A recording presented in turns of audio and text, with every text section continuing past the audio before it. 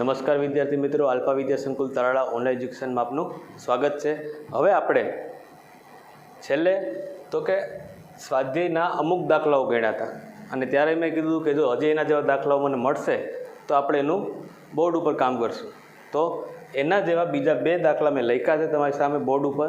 હવે એના વિશે વાત કરીએ તો નંબર 1 જે દાખલો આપણે ગણ્યા એના કરતાં થોડોક અલગ પ્રકારનો છે।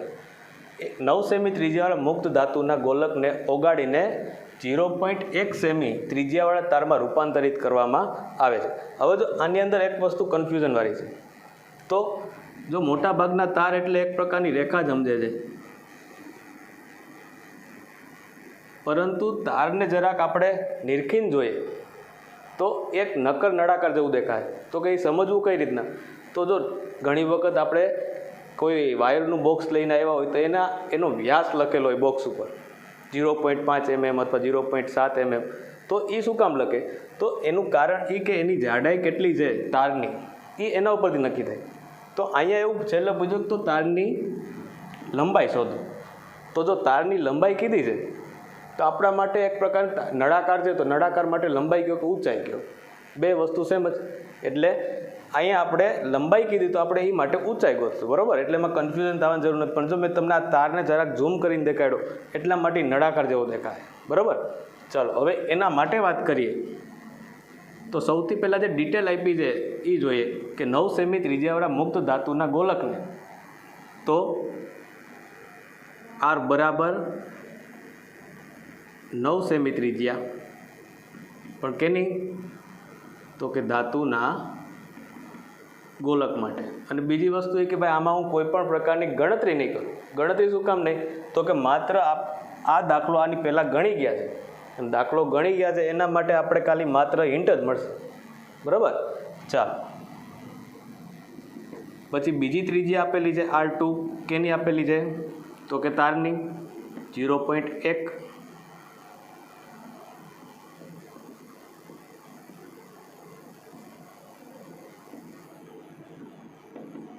ચાલો હવે એની આગળ વાત કરીએ તો શેના માટે?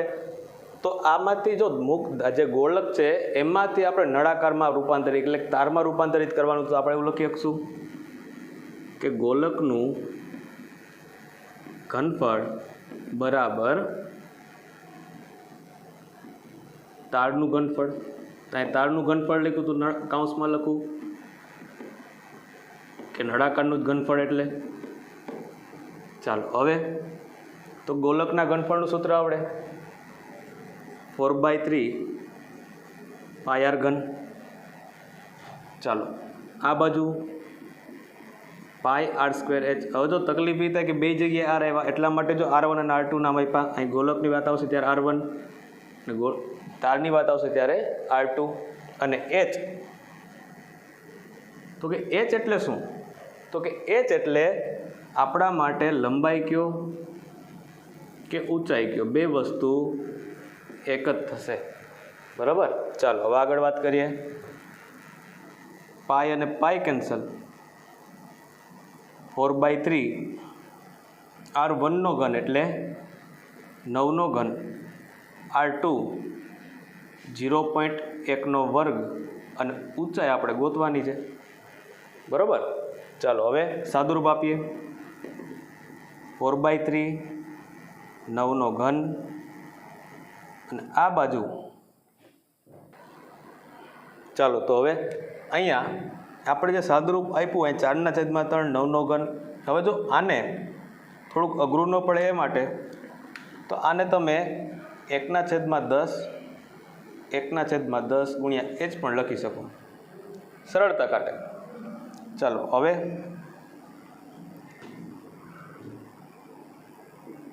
4/3 9 નો ઘન ગુણ્યા 10 બરાબર h। આ કઈ પ્રોસેસ કરી? તો કાંઈ જે છેદમાં હતા 10 અહીં ભાગાકારમાં, શામાં આવે તો ગુણાકારમાં। હવે જ્યાં છેદ ઉડે ત્યાં ઉડાડીએ, 4/3 9 ગુણ્યા 9 ગુણ્યા 9 3 ગુણ્યા 10 બરાબર h। ચાલો હવે જે પ્રોસેસ છે એની અંદર તો કે અહીંયા માત્ર ગણતરી બાકી રહી છે, અને એ ગણતરી આવશે એટલે એ તમારો જવાબ આવશે સેમીમાં. બરાબર. તો આ રીતના કમ્પ્લીટ દાખલો કરવો પડશે. પરંતુ જો માત્ર આમાં એક કન્ફ્યુઝન પોઈન્ટ હતું આ તારવાળું, કે તારને બધાએ અત્યાર સુધી એક સીધી રેખા જ સમજતા, પરંતુ ખરેખર એને ઝૂમ કરીને જોઉં તો એક પ્રકારનું નળાકાર જેવું સ્વરૂપ થઈ જશે. અને મેં ઉદાહરણ આપ્યું કે ભાઈ આપણે ક્યારેક ઘરે કંઈક કામ આવતું એને વાયર લેવા જાય તો વાયરની થિકનેસ આપણે કારીગર કહી કે ભાઈ 0.5 mm તો 0.05 mm તાર લેજો. તો એનું કારણ એ કે જે લખાઈને આવે છે મિલીમીટર, એ એનો વ્યાસ દેખાડે કે ભાઈ એટલો એનો વ્યાસ છે ને એટલી એની જાડાઈ છે. એટલે આ રીતના કામ કરવાનું. હજી એક એનું મસ્ત ઉદાહરણ કે ઘણી વખત કંઈ આપણે સારી કંપનીની બોલપેન લઈએ તો એનું બોક્સ ઉપર જોજો, એના બોક્સમાં જે આગળનો પોઈન્ટ હોય એ પોઈન્ટમાં અંદર જે છરો હોય એ છરાની સાઇઝ પણ એમાં આપેલી હોય. તો આ બધું આપણે અત્યારના જાણીએ તો કંઈ ખબર પડે, એટલા માટે જ મેં આ સ્પેશિયલ ઉદાહરણ લીધું. ચાલો એના પછી તો કે આ દાખલો બીજો જે દાખલો છે એ તો આપણે ગણ્યો તો છેલ્લે, તો એ જ દાખલો પરંતુ માત્ર એની રીત કઈ આપણે કે જોઈએ. પહેલી ત્રિજ્યા R1 3 સેમી. જો રકમ નથી બોલતો શું કામ, તો કે જો 3 એને ટૂંકમાં કહી દઉં કે 3 ગોળાઓ છે અને એને ભેગો કરીને એક મોટો ગોળો બનાવવાનો આપણે જે દાખલો ગણ્યો હોય છે. ચાલો પહેલી ત્રિજ્યા R1 3 સેમી, R2 4 સેમી અને R3 5 સેમી છે. ચાલો આ થઈ ગયું. આપણે ગોતવાનું શું છે, તો કે જે મોટો ગોળો બનશે એની ત્રિજ્યા કેટલી, તો કે R બરાબર કેટલા. જો અહીં સ્મોલ આર જે કેપિટલ આર છે મોટા ગોળા માટે. ચાલો હવે નક્કર મોટા ગોળાનું ઘનફળ બરાબર 3 નાના ગોળાઓનું ઘનફળ. ચાલો સૂત્ર મૂકશું 4/3 પાઈ આર ઘન. જો અહીં કેપિટલ છે એટલે મોટા ગોળા માટે છે 4/3 પાઈ R1² વત્તા 4/3 પાઈ R2² વત્તા 4/3 પાઈ R3 જો ઘન આવશે ભાઈ. હવે જુઓ આની આગળની પ્રોસેસ હું કરતો નથી. શું કામ, તો કે આવા માત્ર તમારામાં કિંમતો મૂકવાની છે. એક માત્ર સ્ટેપ દેખાડી દઉં છું. 4/3 પાઈ આર ઘન 4/3 પાઈ કોમન R1 ઘન પ્લસ R2 ઘન પ્લસ R3 ઘન, એટલે R ઘન બરાબર R1 નો ઘન R2 નો ઘન વત્તા R3 નો ઘન. માત્ર હવે કિંમતો મૂકવાની રહેશે. બરાબર. ચાલો એ પ્રોસેસ કરી લેજો, એ તમારા માટે હોમવર્કમાં રહેશે. ચાલો એક વખત નજર ફેરવી લો, પછી આપણે આગળ નવા દાખલામાં વધીએ.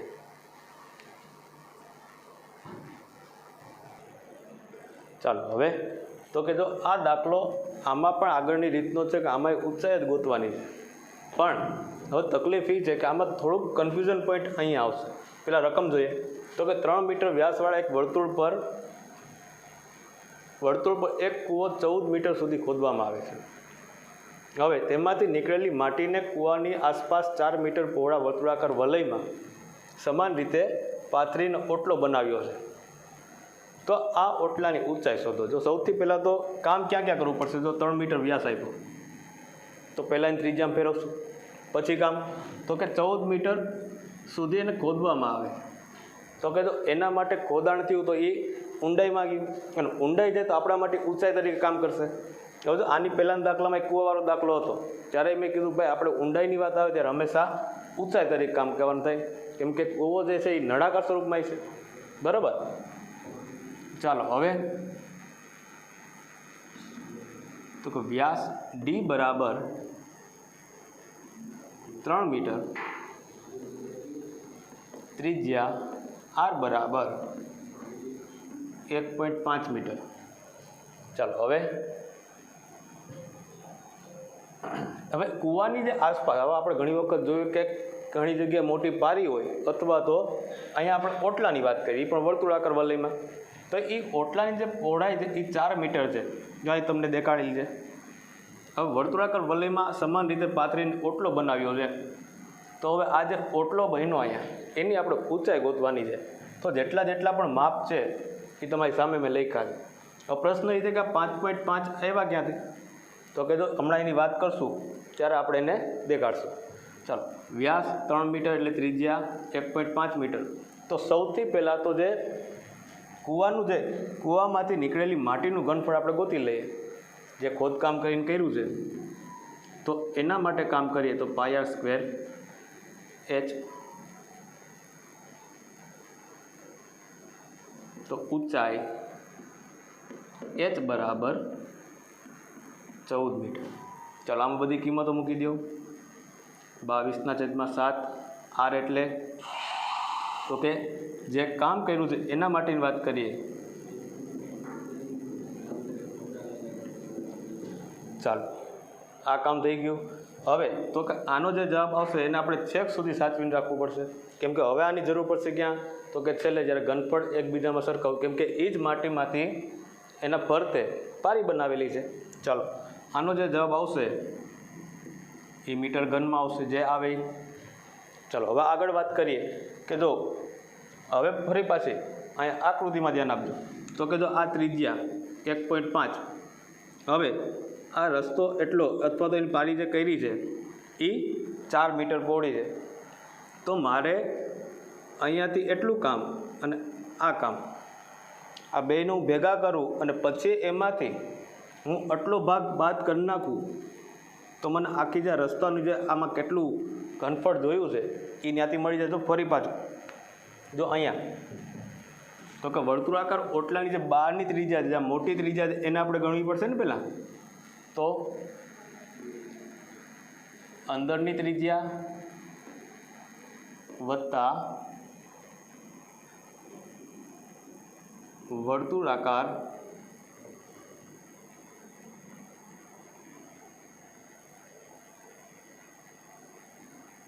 વલયમાં સમાન રીતે પાથરેલા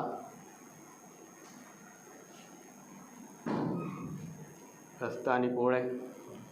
તો કે અંદરની ત્રિજ્યા 1.5 અને બહારનો જે ભાગ છે પહોળાઈ એ 4 મીટરનો છે. તો એ બે મેળી અને ભેગા થઈ એ બનશે 5.5.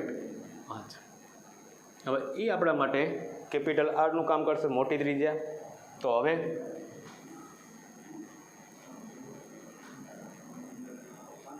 આ કામ થઈ ગયું. એના પછી કામ શું કરશું? તો મારે ઓટલાનું ઘનફળની જરૂર પડે. તો કે ઓટલાનું ઘનફળ કઈ રીતના?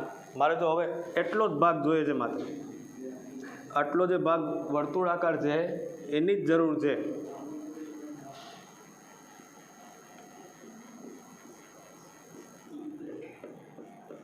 હવે કામ શું કરશું? તો કે આટલા મોટા ભાગમાંથી એટલો ભાગ હું બાદ કરી નાખું.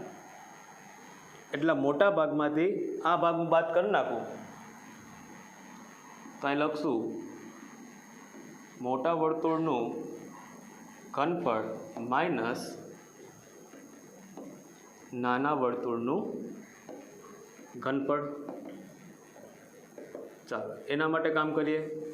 તો કે મોટા વર્તુળ માટે 4/3 પાઈ, ત્યાં કેપિટલ આરનો ઘન થશે, માઇનસ 4/3 પાઈ, ત્યાં સ્મોલ આર.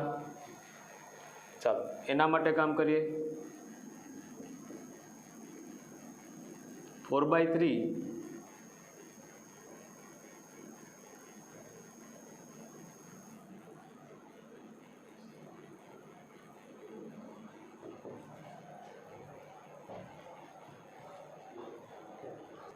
ચાલો, હવે અહીંયા તો કે મોટા નળાકારનું ઘનફળ આવશે અને અહીંયા આવશે નાના નળાકારનું ઘનફળ આવશે.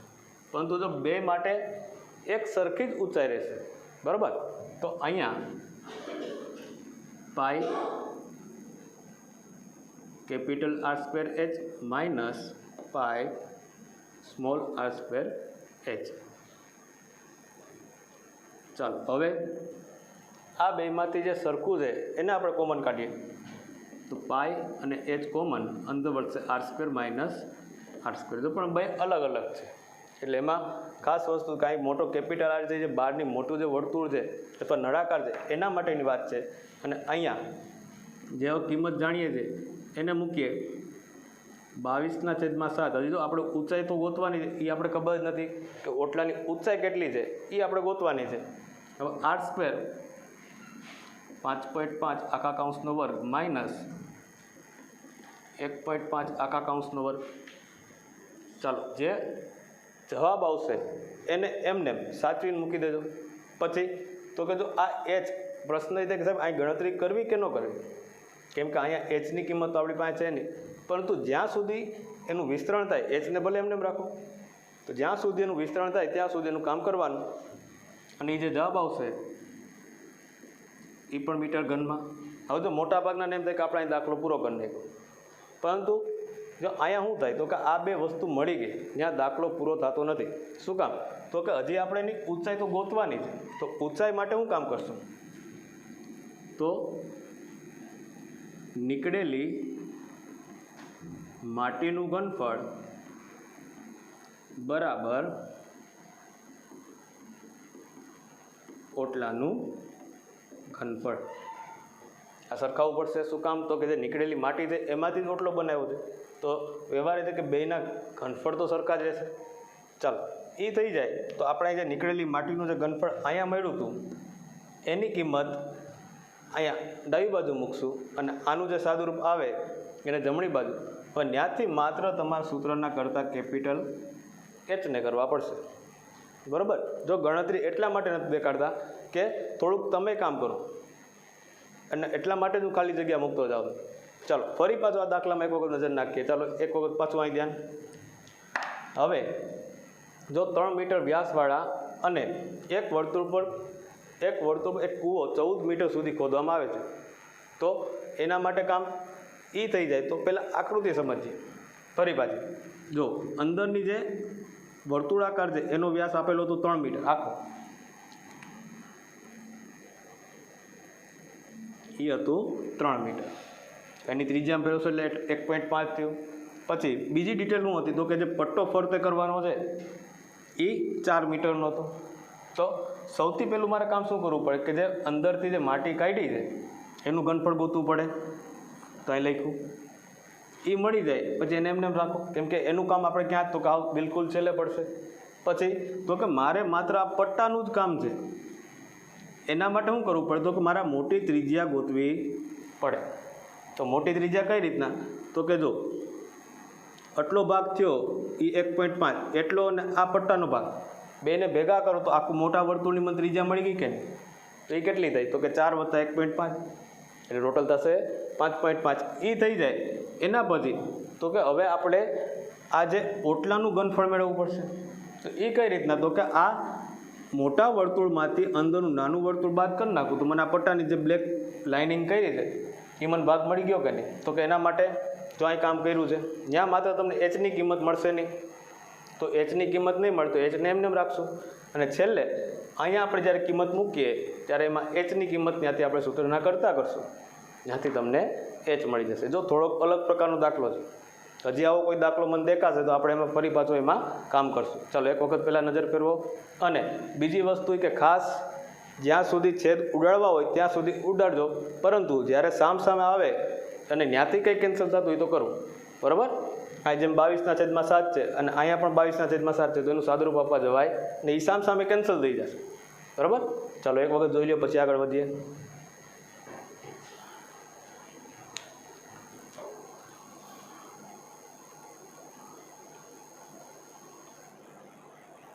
હવે જો આ દાખલાની અંદર વાત કરીએ કે ભાઈ આ દાખલો તમે કદાચ નવનીતમાં જોવો તો નવનીતમાં જે દાખલો છે એ બિલકુલ તમને અઘરામાં અઘરી રીત આપેલી છે, પરંતુ જો આમાં તમને બિલકુલ સહેલું પડશે. જ્યાં મેં સ્ટેપ લખ્યા છે એ રીતના દાખલો કરી લો. બરાબર? અને હજી એક આવો દાખલો તમારા ત્યાં નજરમાં એક આવશે જ, અને આવતી વખતે હું એ ગણાવીશ. સેમ ટુ સેમ આવો છે, માત્ર માપમાં ફેર છે. એટલે જ્યારે મને ખબર છે કે આ થોડીક સાદુરૂપમાં તકલીફ પડશે, પણ અહીંયાથી પોઈન્ટ કાઢી છેદમાં 10 રાખીને કામ કરી નાખજો એટલે બિલકુલ સહેલું થઈ જશે. અને મેં આમાંય કીધું કે ભાઈ આનું કામ વર્ક કઈ રીતના કરવા, તો કે જ્યારે આવા સેમ આંકડાઓ આવે ત્યારે શું કરવું? તો કે આ બેનો ગુણાકાર 25, 5 × 25 શું આવે? તો કે 6 અને 6 × 35. બરાબર? અને છેદમાં તો 10 આવશે એટલે એનો વર્ગ એટલે 100 થશે, તો આનો જવાબ થઈ ગયો 30.25. આ રીતના થોડુંક મગજથી કામ કરજો. અને બીજી વસ્તુ તો કે એમાં 15 છે, તો કે 15 માટે પણ આ જ વસ્તુ, તો એ તો આપણે મોઢે પણ હોય, તો કે આ બેનો ગુણાકાર 25, એક પછી શું આવે તો કે અહીંયા આગળનો આંકડો છે એના પછી શું આવે તો કે 2, એ બેનો ગુણાકાર, બરાબર. અને છેદમાં 100 તો આવશે જ, કેમ કે 10 મૂકશું એટલે પછી તો કે 2.25. બસ એની બાદબાકી કરી નાખો અને કામ કરી નાખો, બરાબર.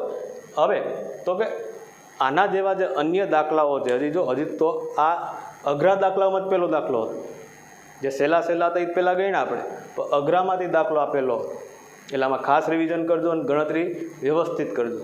ચલો આજ માટે અસ્તુ. ફરી પાછા આપણે નેક્સ્ટ લેક્ચરમાં મળીએ.